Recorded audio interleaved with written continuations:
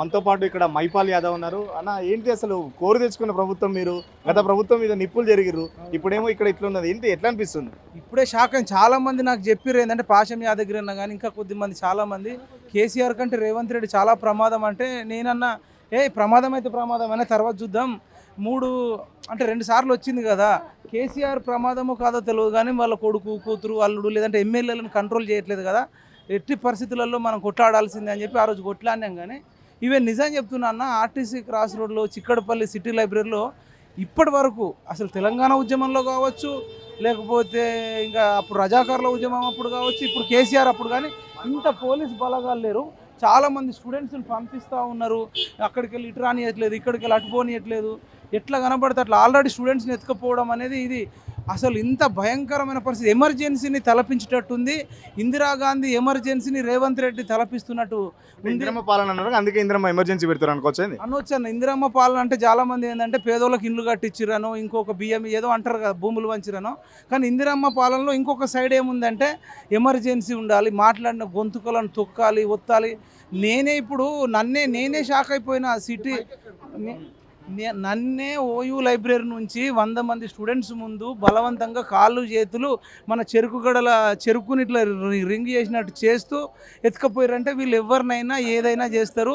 Even జర్నలిస్టులకు కానీ, ఎస్పెషల్గా యూట్యూబ్ ఛానళ్ళు కెమెరామెన్లకు కానీ, యూట్యూబ్ జర్నలిస్టులకు కానీ అసలు సేఫ్టీ లేదు. మొన్న ఏసీపీ జగనే ఉస్మానియా యూనివర్సిటీకి వచ్చి మైపాల్ అనే వ్యక్తి యూట్యూబరు, ఈయననే ఇన్ఫ్లుయెన్స్ చేస్తుండు, యూట్యూబర్లకు ఏంది ప్రొవైడ్ చేస్తున్నట్టు. అంటే ఒక మైపాల్ అన్నట్టు కాదండి, ఎవరైతే యూట్యూబ్ ఛానళ్ళు పెట్టిర్రో, యూట్యూబ్ ఛానల్ పెట్టిన వాళ్ళు అందరినీ అన్నట్టే. ఎందుకంటే వాళ్ళలాగా మనకు డబ్బులు లేవు కదా, పెద్ద పెద్ద ఛానళ్ళకు ఉన్నట్టు శాటిలైటో లేకపోతే టీవీలో లేవు కదా. ఇలా పేదోడి ఛానల్ ఏంటంటే అది యూట్యూబ్, దానికి ఆధార్ కార్డు, దానికి సంబంధించిన డీటెయిల్స్ ఇస్తే యూట్యూబ్ అనేది ఒక సంస్థ మనకు పర్మిషన్ ఇస్తుంది. ఏదైనా చర్యలు తీసుకోవాల్సి వస్తే యూట్యూబ్ సంస్థ తీసుకోవాలి, కానీ పోలీసు వాళ్ళు యూట్యూబ్ అంటారు. నేను చెప్తున్నా, ఇలా కాంగ్రెస్ పార్టీ అధికారంలోకి రావడానికి, రేవంత్ రెడ్డి గారు సీఎం కావడానికి ప్రధాన కారణము యూట్యూబ్ ఛానళ్ళు ప్లస్ నిరుద్యోగులు.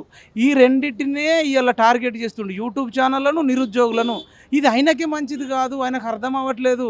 ఎంత తొక్కితే బంతి అంత పైకి లేస్తుంది. ఇప్పుడు కొద్దిసేపు భయపడుతున్నాం, కానీ ఇట్లాంటి ఎంతమందిని తొక్కుతారు, ఎంతమందిని చేస్తారు. ఈ లైవ్ అందరికి వెళ్తుంది. దయచేసి ఈ వీడియో అందరికి షేర్ చేయండి. చాలా అత్యంత ప్రమాదకరమైన పరిస్థితిలో ఉన్నాం. ఇవాళ మేధావులు అనేటోళ్ళు మీరు కాంగ్రెస్ పార్టీ పట్టుకొని, అంటే కాంగ్రెస్ పార్టీకి మీరు చాలా వరకు సపోర్ట్ చేశారు, కేసీఆర్ మీద ఫైట్ చేశారు. అప్పటికిప్పటికి పరిస్థితులు ఏమైనా చేంజ్ అయినాయా, లేకపోతే ఎట్లా ఉన్నది అప్పటికిప్పుడు గవర్నమెంట్?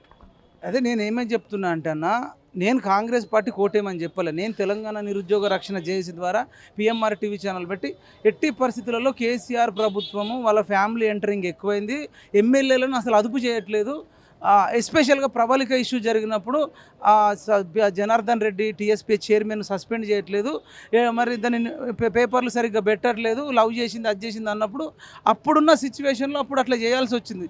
సపోర్ట్ చేయలేం కదా, కానీ ఇట్లా ఉంటుందని ఎక్స్పెక్ట్ చేయలేదు. మనకు ఆల్టర్నేటివ్ లేక మీరు ఆల్టర్నేటివ్ కేసీఆర్కి తప్ప ఎవరికన్నా అంటే వీళ్ళకి వేసారు, కానీ వీళ్ళకి వచ్చిన సువర్ణ అవకాశాన్ని కూడా వాళ్ళు దుర్వినియోగం చేసుకుంటారు. ఈ వీడియో అందరికి షేర్ కావాలి. వెంటనే మనం సీఎం రేవంత్ రెడ్డి గారిని, సోనియా గాంధీ గారు కనుక కట్టడి చేయకపోతే ఇక్కడ కాసిం రాజ్వీ పరిపాలన లాగా కొనసాగుతున్నట్టు అనిపిస్తుంది. మాట్లాడితే పోస్టులు కానీ లేకపోతే ఎగ్జామ్స్ పోస్ట్ పోన్ చేస్తే విద్యార్థులు నష్టపోతారు. కొంతమంది కోచింగ్ సెంటర్లు ప్రతిపక్షాలు మాత్రం ఉద్యమాన్ని నడిపిస్తున్నారు. అట్లా ఉందా సిచ్యువేషన్? అసలు కోచింగ్ సెంటర్లు కూడా రీజనబుల్గానే కోచింగ్ తీసుకుంటాయండి. ఎవరైనా ఇష్టంతోనే కోచింగ్లో జాయిన్ అవుతారు. డబ్బులు లేని వాళ్ళు జాయిన్ గారు, 100 కోట్లు సంపాదించుతారు అనడము. ఇప్పుడు మరి నువ్వు ఒక పని చేయి, కోచింగ్ సెంటర్లో మాఫియా ఉంటే వాళ్ళందరినీ రద్దు చేసేసి ప్రభుత్వమే ఫ్రీగా కోచింగ్ ఇప్పియండి. అంత ప్రేమ ఉంటే ఇంకా 10 ఏళ్ళ నుంచి వేస్ట్ అయింది అంటున్నావు కదా. ఒక 2-3 నెలల్లో ప్రభుత్వం ఎట్లాగో నిరుద్యోగ భృతి ఇస్తున్నారు. ఇప్పుడు 8 నెలలు పట్టుకుంటే మరి 3,000 4,000 అన్నారు. అవి అంతా క్యాలిక్యులేట్ చేస్తే వాళ్ళకి మంచి అమౌంట్ అవుతుంది. ఆ పేదవాళ్ళు కూడా ఎటువంటి ఇబ్బంది కాకుండా చదువుకున్నారు. 10 ఏళ్ళు వెయిట్ చేసిన వాళ్ళు 2-3 నెలలు వెయిట్ చేయడం అనేది పెద్ద లెక్క కాదు. ఇంకొకటి, మోతీలాల్ అనే వ్యక్తి ఎగ్జామ్ రాయలేదని చెప్తే ఆయన హాల్ టికెట్ పెట్టిండు, ఎగ్జామ్ రాసింది పెట్టిండు. ఇంకోటి అశోక్ సార్ గురించి చెప్తే ఆయన టెట్ కోచింగ్, డిఎస్సి కోచింగ్ నేను ఇయ్యనని చెప్పిండు.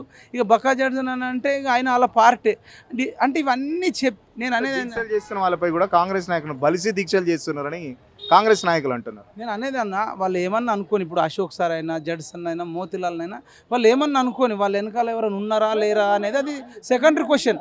నిరుద్యోగులు ఏమనుకుంటున్నారు, మీడియా సార్ ఆగండి, మీడియా ఆగండి. నా ఛానల్ అరే పిఎంఆర్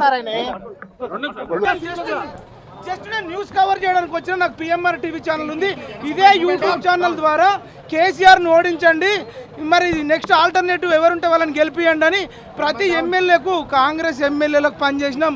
కావాలంటే మీ వివేక్ వెంకటస్వామిని అడగండి, సీతక్కని అడగండి, శ్రీధర్ బాబుని అడగండి, పొన్నం ప్రభాకర్ని అడగండి, రాజగోపాల్ రెడ్డిని అడగండి.